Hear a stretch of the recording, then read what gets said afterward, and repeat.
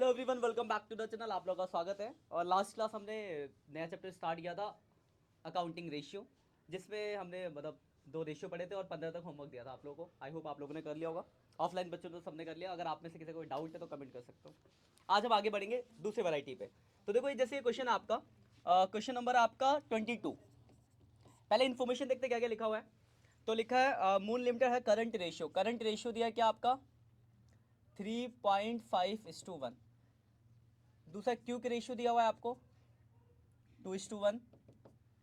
और आपको दे रखी है इन्वेंट्रीज। इन्वेंट्री है आपकी कितनी 24,000। और आपको जो निकालना है करंट एसेट्स निकालना है, करंट लायबिलिटीज निकालना। कभी कभी क्यू के एसेट्स भी पूछता है, इस क्वेश्चन में नहीं पूछा पर मैं निकाल के आपको दिखा दूंगा। तो एक ये क्वेश्चन है आपका, ठीक है। 3 चीजें दी है, करंट रेशियो दिया है, क्यू के रेशियो दिया है और इन्वेंट्रीज दी हो। आपको सी ए, सी एल और क्यू ए निकालना है मान लो। अब करना कैसे, मैथ्स का थोड़ा सा आपको याद दिलाएगा ये। सबसे पहले हम लगाएंगे करंट रेशियो का फॉर्मूला। करंट रेशियो का फॉर्मूला होता है current assets upon current liabilities. पर आपको ना ही करंट एसेट्स गिवन है ना ही करंट लायबिलिटीज गिवन है। ये है 3.5/1। सी ए और सी एल दिया नहीं है। यहां से देखोगे तो इक्वेशन बनेगी आपकी कि सी ए बराबर होगा 3.5 सी एल। ये हो गया आपका इक्वेशन फर्स्ट, ठीक है। क्या था आपको, करंट रेशियो का फॉर्मूला लगाया, current assets upon current liabilities होता है, दोनों ही गिवन नहीं है। तो हमने यहाँ से पहला इक्वेशन बना लिया। अब हम क्यू के रेशियो का फॉर्मूला लगाएंगे। क्यू के रेशियो का फॉर्मूला होता है quick assets upon current liabilities. ये दिया 2/1 Q A upon C L. तो यहां से जो होगा क्यू ए बराबर होगा 2 CL। लेकिन देखो, आपने मैथ्स पढ़ी होगी 7th क्लास में। तो जब हम दो इक्वेशन को आपस में कंपेयर करके वैल्यू निकालते हैं तो दोनों के वेरिएबल सेम होने चाहिए। मतलब अगर पहले में एक्स वाई है तो दूसरे में भी एक्स वाई होना चाहिए। पर यहाँ तो देखो सी ए और सी एल है और यहाँ क्यू ए और सी एल है, तो ऐसे तो सॉल्व नहीं कर सकते। पर आपको याद होगा, हमने एक छोटा सा फॉर्मूला पढ़ा था थोड़ी देर पहले पिछली क्लास में। क्यू ए का एक फॉर्मूला पढ़ा था कि क्यू ए जो बराबर होता है वो C A minus inventories minus prepaid expense के होता है। पढ़ा था हमने ये। इस क्वेश्चन में प्रीपेड एक्सपेंस तो नहीं दे रखा, तो हम प्रीपेड एक्सपेंस को मान लेंगे 0। तो मैं इस क्यूए की जगह मैं ये लिख सकता हूँ सी ए माइनस इन्वेंट्री। और इन्वेंट्री की वैल्यू है 24,000 रुपये। तो क्यू ए माइनस 24,000 लिख सकता हूँ, कोई दिक्कत। क्यू ए की जगह सी ए माइनस इन्वेंट्री लिख सकते हैं। सी ए तो पता नहीं पर इन्वेंट्री आपको पता है 24,000। तो मैं इस क्यू ए की जगह ये वैल्यू रख सकता हूँ ना, बस हो गया। उसके आगे क्या रख देंगे 2CL। ये हो गया आपका इक्वेशन सेकेंड। यहाँ तो कोई दिक्कत। ये पहली इक्वेशन, ये दूसरी। अब इस सी ए की वैल्यू जो है यहाँ रख सकता हूँ। तो अब इसके आगे लिख देंगे putting the value of C A in equation second. तो इस सी ए की जगह रख सकता हूँ 3.5 CL। तो 3.5 CL minus 24,000 equal to 2CL। अब इसको आगे फर्दर सॉल्व करते हैं।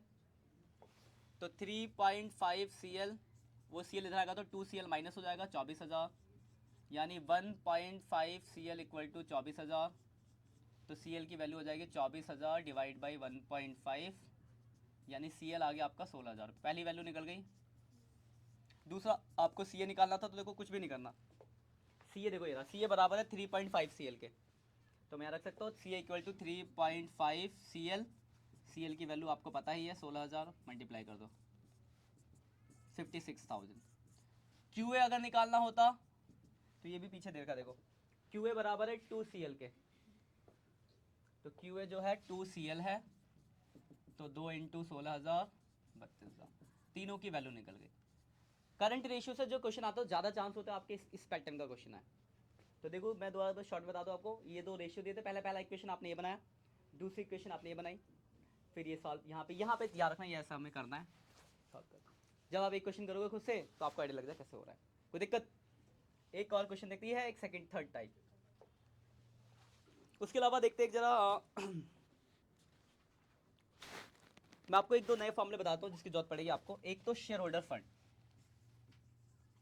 Share holder fund, share holder fund का फॉर्मूला होता है, देखो शेयर होल्डर फंड अगर आपको याद होगा बैलेंस शीट में, तो लाइबिलिटी साइड का जो पहला हेड था वो शेयर होल्डर फंड था, जिसमें 3 सब हेड आते थे, share capital, reserve and surplus और money receive against share warrants. तो शेयर वारंट्स तो आपको मिलेगा नहीं, तो बेसिकली 2 हेड बचे, शेयर कैपिटल और reserve and surplus. Share capital में 2 चीजें होती है, इक्विटी शेयर कैपिटल और प्रेफरेंस शेयर कैपिटल, और रिजर्व एंड सरप्लस तो ऑलरेडी रिजर्व एंड सरप्लस है, कोई लॉस हुआ तो घटा देंगे। तो यही इसका फार्मूला है। तो हेड याद है, आप उससे बना सकते हो। एक और फॉर्मूला आएगा, आपको जरूरत पड़ेगा यहाँ पे कैपिटल एम्प्लॉयड का। कैपिटल एम्प्लॉयड, इसका फॉर्मूला होता है equity share capital plus preference share capital plus reserve and surplus plus long term डेब्ट माइनस मिसलेनियस एक्सपेंस। अगर आप इन दोनों फॉर्मूले को देख रहे होगे ना, एक इसके अलावा बाकी सब कॉमन है, बाकी देखो सब कॉमन है।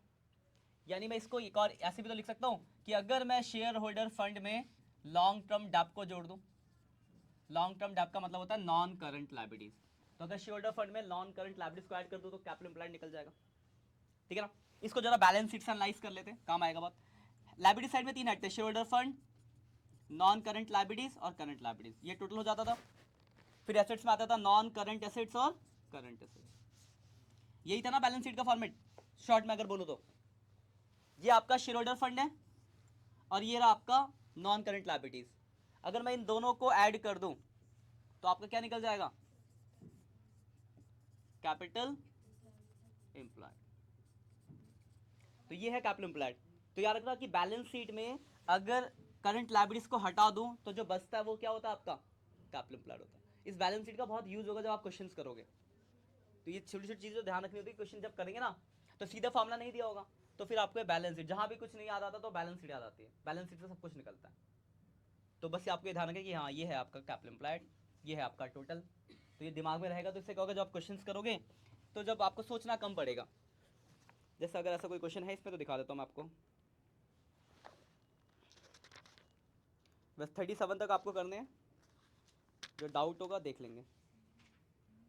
हाँ देखो एक क्वेश्चन है 35 नंबर, देखो 35, इसमें आपको दे रखा है कैपिटल एम्प्लॉयड दे रखा है।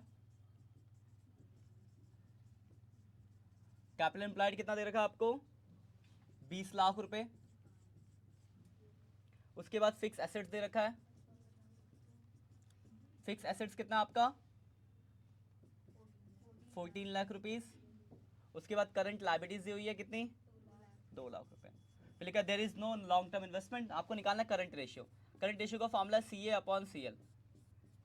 देखो आप यहाँ ध्यान से देखो, मेरे पास CL तो है ऑलरेडी, यानी मुझे चाहिए क्या, बस एक CA चाहिए। अगर करंट एसेट्स निकल जाएगा तो क्वेश्चन सॉल्व हो जाएगा।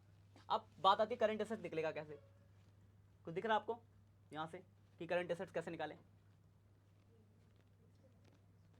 फिक्स एसेट्स है, करंट एसेट्स पूछा ना, हमें तो करंट एसेट्स चाहिए, कैसे निकलेगा बताओ, कुछ दिख रहा है नहीं है तो क्या क्वेश्चन सॉल्व नहीं होगा क्या, नहीं। देखो अभी थोड़ी देर पहले अगर आपको थोड़ा सा नोटिस किया होगा, यहाँ पे ये था आपका कैपिटल एम्प्लॉयड था ना, तो अगर मैं इसमें करंट लायबिलिटीज को जोड़ दूंगा तो टोटल ऑफ बैलेंस शीट नहीं आ गई, आ गई, बस हो गया खत्म। इसलिए कहता दिमाग खुले रहने चाहिए। तो मतलब अगर मैं तो देखो ये प्लस ये इनको जोड़ता हूँ तो टोटल ऑफ बैलेंस शीट आ गई। अब बैलेंस शीट चाहे एसेट साइड देखो चाहे लायबिलिटी साइड सेम ही होती है ना, तो यानी मैं कह सकता हूँ यहाँ पे कि जो टोटल एसेट्स होगा वो ये होगा capital employed plus current liability, यानी 20 लाख प्लस 2 लाख, यानी 22 लाख रुपए आपका टोटल एसेट्स आ गया। कोई डाउट है इसमें। अब करंट एसेट्स आप जानते हो, अगर मैं टोटल एसेट्स में से फिक्स एसेट्स घटा दूं, मतलब नॉन करंट एसेट्स, क्योंकि इन्वेस्टमेंट तो है नहीं, तो अगर टोटल एसेट्स में से फिक्स एसेट घटा दूंगा तो क्या निकल जाएगा आपका, करंट एसेट्स निकल जाएगा। तो 22 लाख माइनस 14 लाख, 8 लाख रुपए आ गया, 8 लाख आ गया, कोई दिक्कत। अब इसका रख दो, 8 lakh current asset non current assets है और लायबिलिटीज कितनी थी, 2 लाख, 4:1 का आपका रेशियो आ गया। तो ऐसे आपको करना है, जो ऑनलाइन बच्चे देख लो, ये आप स्क्रीनशॉट ले सकते हो। पहला पेज है आपका, ये आपका सेकंड पेज है, ये फर्स्ट पेज, ये सेकंड पेज, ये थर्ड पेज, जो थोड़ा फॉर्मूले ध्यान रखने के लिए बहुत इंपॉर्टेंट है ये। और इसके बाद ये आपका फोर्थ पेज जो मैंने क्वेश्चन कराया।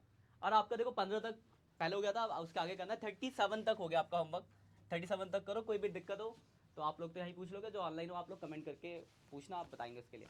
फिर हम अगले, ये आपका लिक्विडिटी रेशियो खत्म होता है, इसके बाद हम स्टार्ट करेंगे अपना सॉल्वेंसी रेशियो आएगा, जो नेक्स्ट क्लास से कंटिन्यू करेंगे। मिलते हैं नेक्स्ट लेक्चर में, तब तक के लिए बाय बाय।